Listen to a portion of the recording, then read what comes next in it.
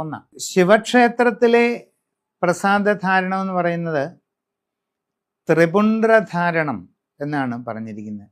ഭസ്മം വെള്ളത്തിൽ കുഴച്ച് 3 വിരൽ മുക്കി ഇങ്ങനെ തൊടും. ആ 3 ഭസ്മക്കുറി ഇല്ലെങ്കിലും നമ്മളൊരു ശിവക്ഷേത്രത്തിൽ ചെന്ന് ഭസ്മം വെള്ളത്തിൽ നനച്ച് തൊടാനും എപ്പോഴും പറ്റണമെന്നില്ല, അങ്ങനെ ചെയ്യണമെന്ന് നിർബന്ധവുമില്ല. ഭസ്മം എടുത്ത് ഇങ്ങനെ ഒരു കുറി തൊട്ട് പോകാം. അതാണ് ദേവീക്ഷേത്രത്തിലാണെങ്കിൽ തിലകധാരണമാണ് പറയുന്നത്. ചന്ദനത്തോടൊപ്പം കുങ്കുമം അല്ലെങ്കിൽ സിന്ദൂരം കാണും. അത് ഇപ്പോൾ തൊട്ടിരിക്കുന്ന പോലെ 2 പുരികങ്ങളുടെ മധ്യത്തിലാണ് തിലകസ്ഥാനം. അപ്പോൾ ആ തിലകസ്ഥാനത്ത് ഒരു വിരൽ കൊണ്ട് ധരിക്കുക. അതാണ് ദേവീക്ഷേത്രങ്ങളുടെ പ്രസാദധാരണം.